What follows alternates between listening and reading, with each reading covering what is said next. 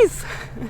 We're currently in beautiful San Martin. It's a sunshiny day and we are catching plenty of solar power. But we have a problem. We can't store it anywhere. So we reached out to LiTime and they decided to send us batteries for free. Look at this, guys. We got 300 amp here, 300 amp here, and 300 amp here. We're gonna be installing 900 amp of lithium.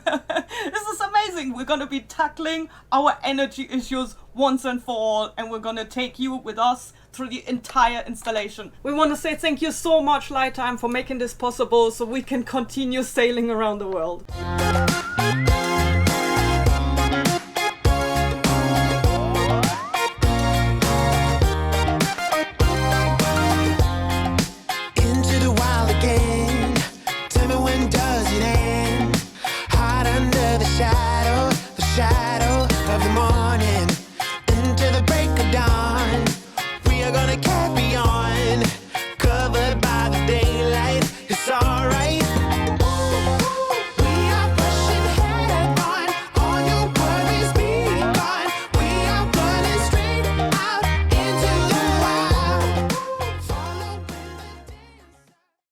And Nick is already deconstructing stuff in the back cabin where our new batteries are gonna sit. Hey guys, this is our battery bank. This is what we've been currently sailing around the world with. AGM batteries, 150 amp each. Now you may be thinking, okay, 300 amp hours, that's good. Well, you can only use half of it. That's the problem with lead acid or AGM. If you use 100% of these batteries, you're gonna get 250 cycles. That means in less than a year you have to buy a new set of them. And if you only use 50%, which is normally what is recommended to use by a manufacturer, you're gonna get 500 cycles. We have them for 3.5 years now. We crossed the Atlantic with them. We have them in Europe as well. Already when we're crossing the Atlantic, we have to turn the engine on all the time because the autopilot couldn't keep up with it. Now, we're going to install lithium. With lithium, if you run them down to 100%, you get like 4,000 plus cycles, man. You get like 10 years out of them. And for us, 900 amp hours, if we run them down to 50%, that's it. That's like, I'll be dead by then. You know, I'm not gonna be sailing anymore. It's like in 20 years time. Maybe I'm still sailing, but who knows? You're gonna be dead in 20 years time? Okay, no. Jesus. I didn't know we're talking about Enrique's life expectancy here. I thought this is about our batteries, which are dead. Yes. So after dark, it's just pretty much candlelight. It's just me and Sarah, you know, doing, you know what's going on. But, okay, we're not talking about that. We're talking about our batteries. Now, hopefully, we're gonna be able to fit the 900 amp of lithium that LiTime sent to us in here. Now you might be wondering why you would be watching a video from us who are basically no experts for lithium at all, and if you want professional advice about a lithium installation, you should contact a lithium specialist or a lithium expert. Now we are gonna be taking you through our installation and tell you all of the things that we learned through our research. We've been sailing around the world for 5 years, crossing an ocean, basically covering more than 26,000 nautical miles, and we are usually doing all of our stuff ourselves, all the installation, because if you want to sail around the world, you might want to be able to tackle anything. If it breaks along the way, you might not be able to find a specialist, and we felt the best thing would be to learn from the beginning. So we're going to be doing the installation ourselves, and hopefully along the way you can also learn from the mistakes that we are making. So let's get to it, guys. But I can't speak and eat banana at the same time. Okay, maybe I'll put it here somewhere, so for me to sit on it. Okay. But before we get into the installation itself, we have to speak about safety, because we were... Safety, don't let me in into safety. Of course, he is Mr. Safety, so he wants to join with some crackers. Okay. So yeah, we were a little hesitant about lithium for a long time because of the safety aspects of it. You have to do the installation right, or things could and go you hear all the stories about, oh, lithium is dangerous. Actually, lithium is not dangerous. Depends what sort of lithium you get. We are upgrading to lithium iron phosphate. This is the safest of all the lithiums. So there are two main safety aspects that you want to look into before you choose your lithium batteries. The first one is, what grade are your batteries? When I speak about grade, I speak about the cells inside. The grade A, the grade B, and the grade C cells. Grade A cells are the ones that are used in electric vehicles. For example, LiTime uses only grade A cells. They are the top cells that you can get in the market, and they go through a lot of rigorous testing when it comes to being sold. Especially, for example, these people are in US, and they have also offices in Europe. And in order to pass the safety standards, yes, they need to be able to provide grade A cells, and that's what they do. Now there are also grade B and grade C cells, but you don't want them in your boat. They are made for less quality products, basically. You would find them in household items or in toys. But those are grade B ones. And the ones in toys are grade C cells, which are less reliable and less powerful. So and also of a lot lesser quality. So you want the ones in LiTime, which are grade A. But now there is another aspect. I mean, you get it from a lot of companies. There are a lot of companies out there who actually provide grade A cells as well. But you have to do your research and make sure that they do provide grade A cells. Now the other aspect that you would want to consider when it comes to safety and choosing your lithium batteries is the BMS. Now you can have an external BMS or you can have a BMS inbuilt in the battery, and the LiTime ones have them already inside. Yes, each of them has one inside. It's like a small computer or like a motherboard or circuit board. It's the battery management system monitor. And what it does, it keeps the batteries in top shape. It monitors the cells, it auto-balances them, but it provides over 20 plus type of protection, like overcharging, over-discharging, low temperature cutoff, auto-balancing, like I said, overcurrent, tons of things. Yeah, the list goes on. Yeah, I'm not an expert on this, but yes, there's a lot of them. Like a safety package, basically. Yeah, you don't have to worry about it. You get the plus package. Like a healthcare system for your lithium. It is. At the moment we're crimping all the cables. They have to be the same gauge and the same length for lithium. And because we go into a bus bar, we can get away with smaller cable. It's not that we can get away. We use smaller cable. There's no need to use like really big wires. Because they all go to a bus bar, and then from the bus bar you got a bigger cable that goes out to your load. So I'm just measuring pretty much how far it's going to go into the logs, and I'm pretty sure there's some savvies out there who have tools for this, very good tools. We don't have any tools. We have a kitchen knife. Yes, that's what we do. I'm just being very careful not to cut the wires. We just put a heat shrink on it. And then get the log in there, kind of twist it a little bit. If there's a couple of strings or anything that come out, don't worry, you can just cut it. There you are. So now I'm going to crimp it.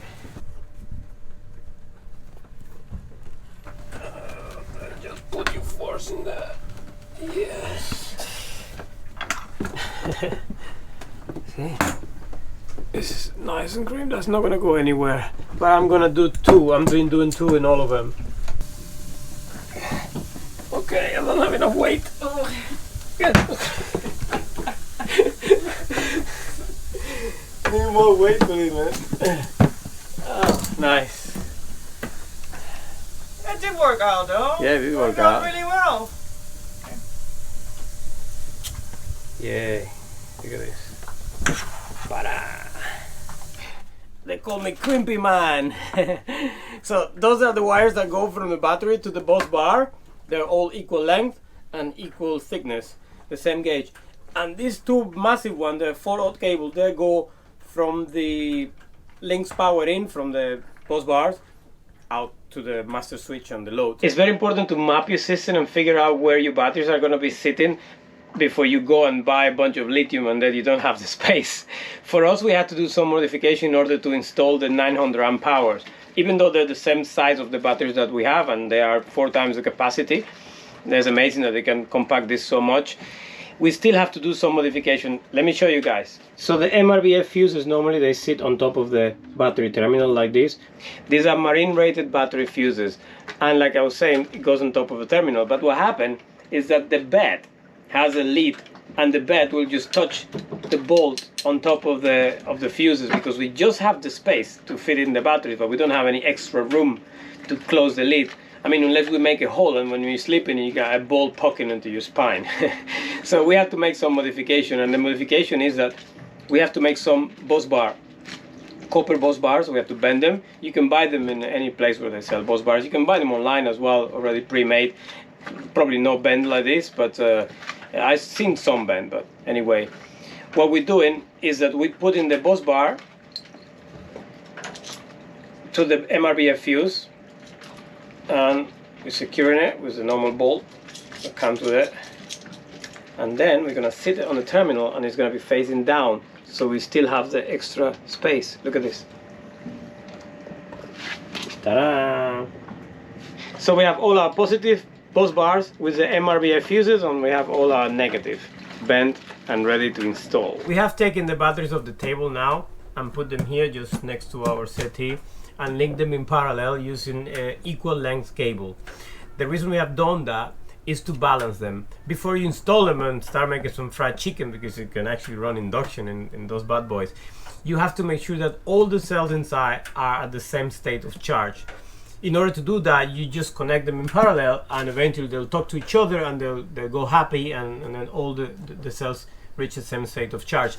But in order to do that, you have to fully charge them to 100%. That's what it says in the manual. It says to bring them up to 100%, you have to hook them up to your charge controller, and you have to bring them up to between 14.2 and 14.6 volts. And then they have a resting state of charge of 13.33. This is when they're fully charged.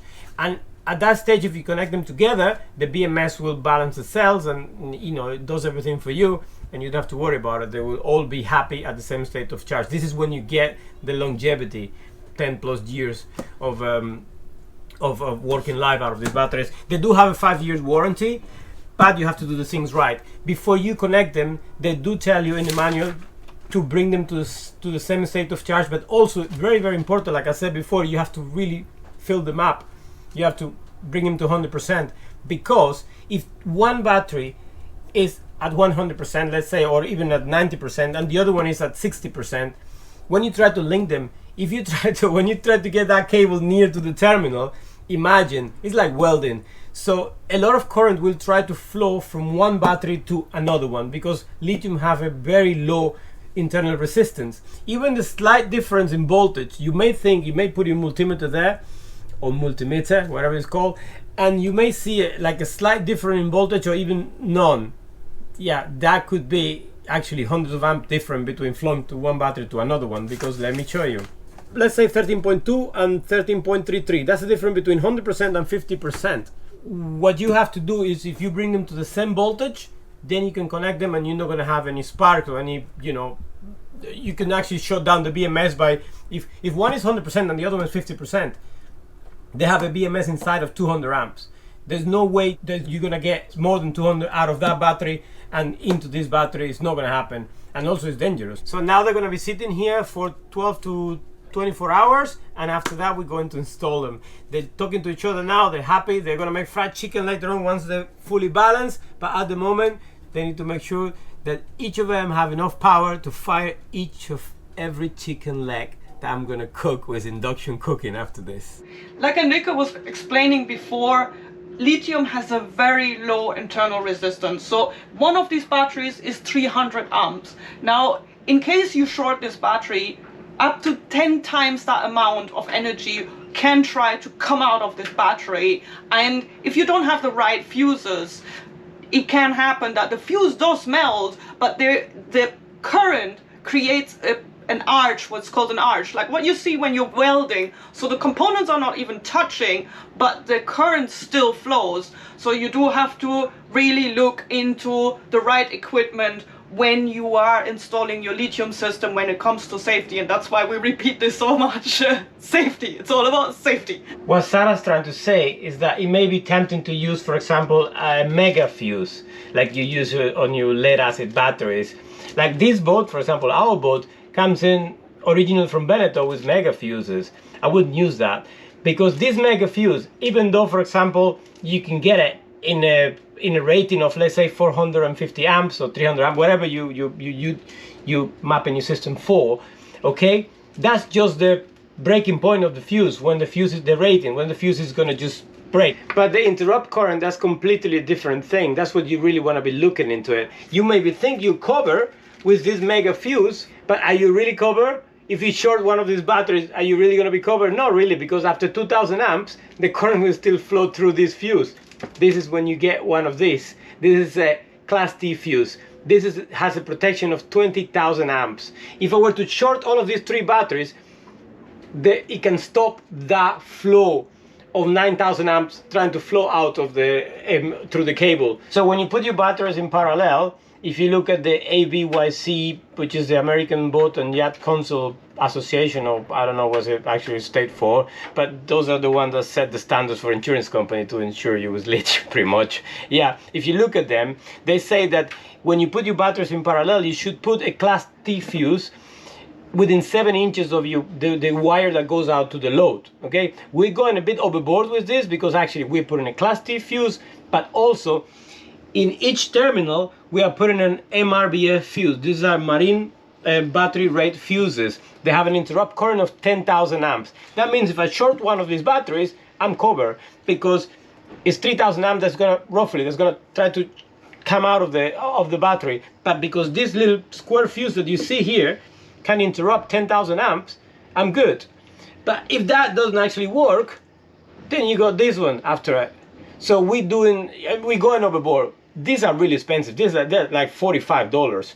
And you may be thinking, actually, I don't know what it is. It's here. Actually, there you are. You may be thinking, oh, I'm just going to put one cable here with one bolt, another one. Don't do that, because if you do that, you know, this fuse breaks. Your cable is just willy-nilly going around and you have more problems, you know. You have to, unfortunately, use your right fuse holder. My goodness. Okay, so this is the right fuse holder for it, but that sits here, you know, and then one lug goes in here from the wire and the other one goes in here. And like I said, this can stop up to 20,000 amps going through there, and you don't get the arch.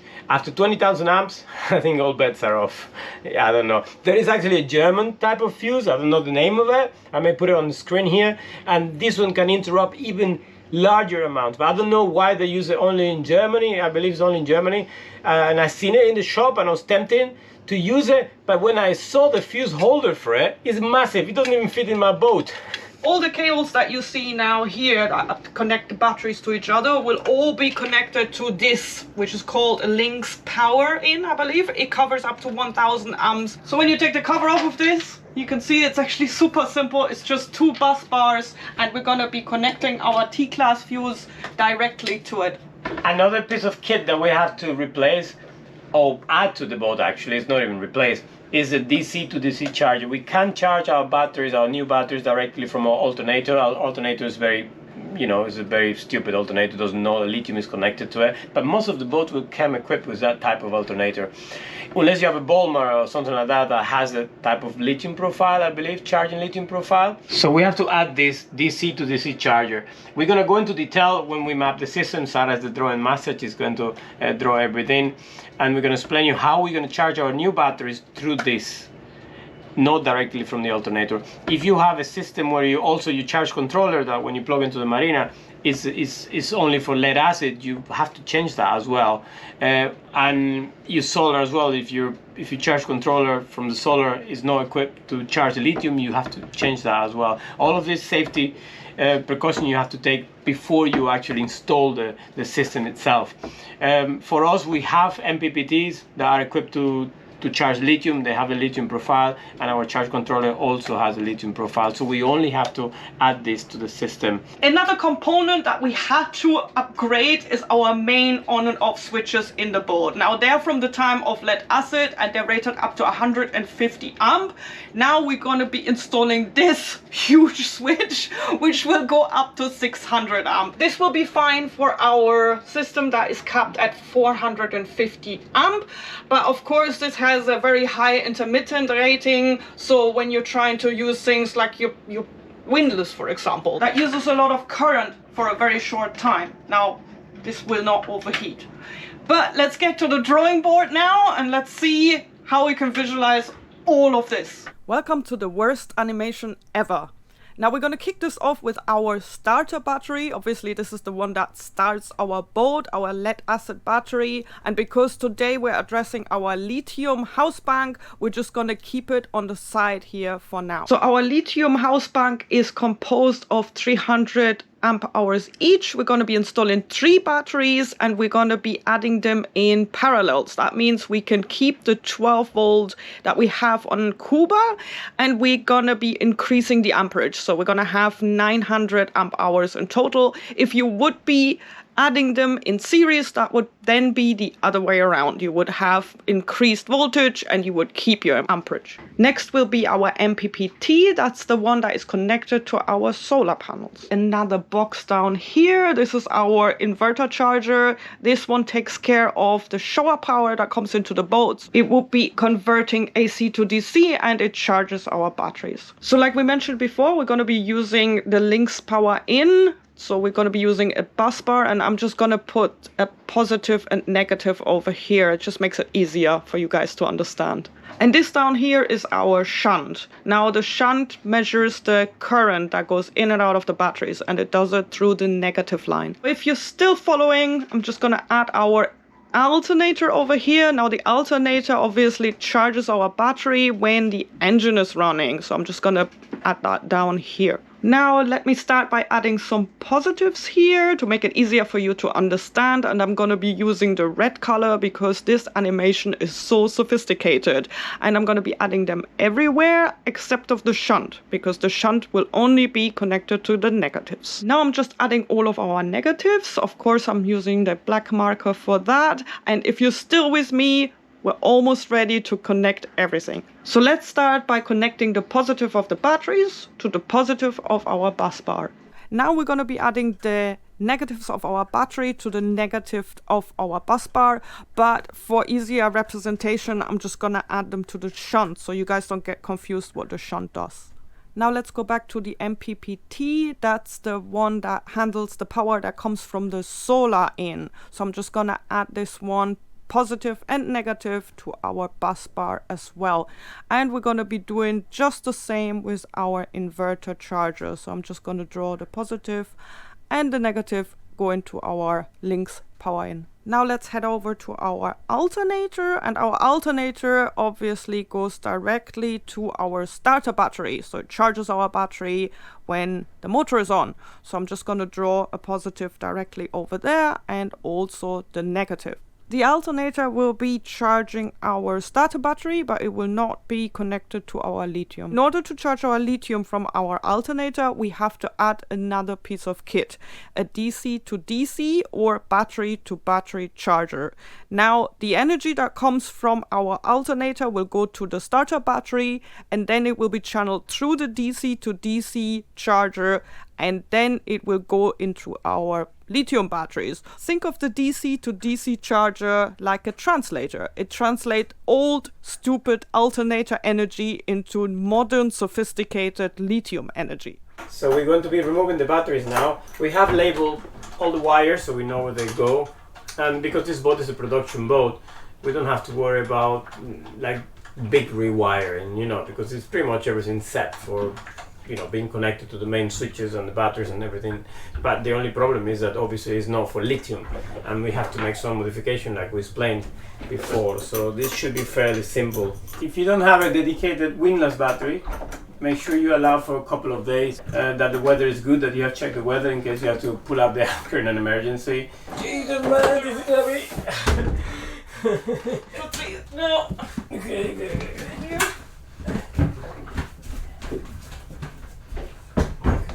Okay, 1, 2, 3. Oh god. No, I need a new bag after this. Oh man. Whew. Okay, these are really heavy. They're like 3 times the weight, man. You only get like 420 watt hours out of this thing, and in the new batteries that we're putting in, you get 3,840 watt hours, man. So the lead acid market or the AGM market must be dead, because to be honest, yeah, something that weighs 3 times and you only get like a quarter of the watt hours. Yeah, whatever, who's buying this? we have made some modification, guys. So Sarah made some straps, and we have modified the wood here for the new batteries to sit, because you know you want them strapped in case of a knockdown. You don't want the batteries going. So now we remove all the batteries, we disconnect all the power, including the starter battery, so there's no power around here, so it's good to work around it and you don't have to be worried about, you know, if anything touches the starter battery. So the first one that we're going to fit in will be the Class T fuse. It's just going to go here. So I'm just going to mark it first, and then I'm going to drill in.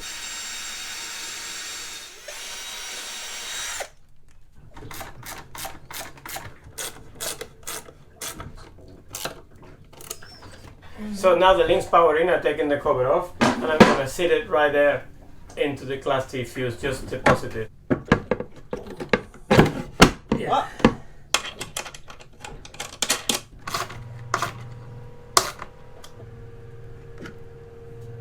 So next up, we're going to be adding some of our cables. We're going to be putting them in the links power in. That Eneka is just actually attaching, but we're not going to be adding our batteries just yet, so we can still work and we don't have to worry about any kind of power. Next one is the T-class fuse. Thank you.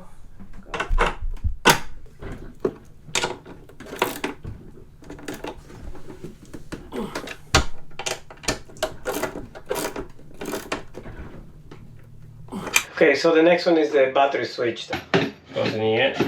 Yes. Oh yay, it fits. Next one will be the DC to DC charger. I'm gonna put it right next to the starter battery because it's gonna be connected to it, so why put it far away and, you know, have more cable in. So the DC to DC charger has 3 wires. One is ground, that goes to your ground bus bar. One goes to the starter battery, and the other wire goes to your lithium.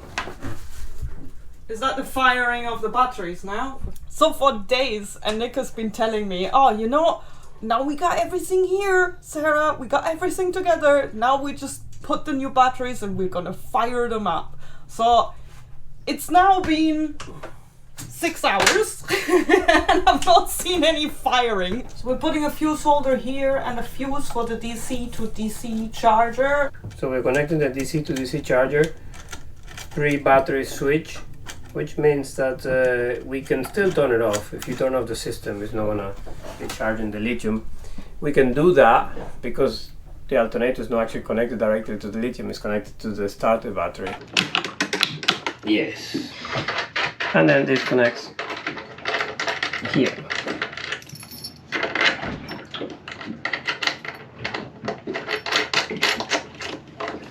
So this is the starter battery switch, and from the battery isolator there is a wire that goes here to this switch, and it's to charge the battery with the alternator. That wire needs to have a fuse. Originally came with Veneto, with no fuse, so we're going to add a fuse to it. The other fuse is from your Marina charger, your charge controller. Like when you plug into Marina, you plug it in and it charges your batteries as well. So now I added all the fuses here, so if you can see, they're here. I just connecting them to the switch, and then after that, that bit is done then. Next we're going to add the shunt to the links power in. I've taken the cover off so it's easier for me to maneuver around here. Learning about lithium is one thing, but then there's another aspect to the entire installation, which is making everything fit. So the temperature sensor have 2 wires. The red one goes in B1 of the shunt, and then the black one goes in B2. So let me see if I can squeeze this in, because it's very difficult to get it in. Yeah, okay. So now B2.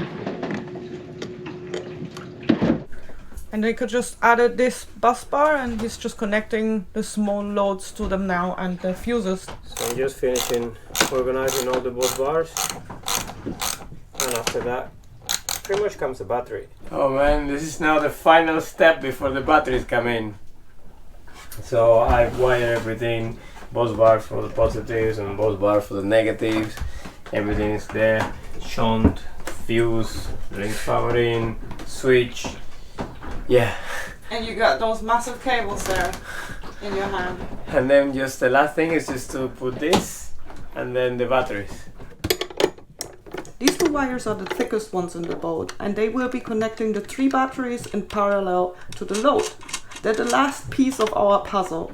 But before we can connect the batteries, we still have to do a conductivity test, which is very important to make sure that none of the positives and negatives are crossing anywhere. When we started thinking about the installation and researching, we came across an issue that the 3rd battery that we're adding now might not actually fit into this cabin. So we thought, well, we're just gonna add it into the other cabin, which is basically the same but mirrored, and we got space in there. Now we came across 2 main issues. Now one, you have to have all of the cables the same length between the batteries, meaning that the 2 batteries that are sitting here would just have lots of cable that is just in the way, and then the 3rd battery would be further away. Now, these cables are extremely expensive, and I'm really glad that we figured this out quite early in our research. So what Sarah's trying to say is actually that if you were to put the batteries really far away, it's very pricey, man. We were quoted about $600 for the cabling for us.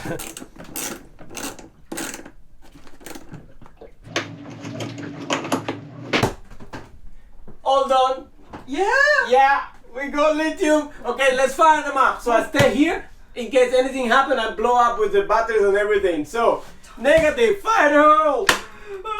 Start the battery, fire the hole. This one doesn't have anything. Fire the hole. Positive. Oh! We got lights. We got lights. We got lights! Yes! We got lights! We got power! Yeah! We got a freaking messy boat, but we got power! Oh. Yeah! Are you okay? I turn it off. Yeah, we got lithium, man. Yeah! Look, it's dark outside and we have lights! Awesome. Yeah! Guys, look at this. It's done. It only took us 4 days. But last night we were able to run our water maker, Starlink, and have the lights on at the same time. Now this is a life changer. Now if you're looking for affordable batteries and you want to check them out, we're going to leave a link in the description of this video where you can get 5% off. If you're new here, I hope you enjoyed our lithium installation, and if you've been following us for a while, we're now done with all of our major projects and we're finally going back into the wild. Thank you so much for watching. See you next time.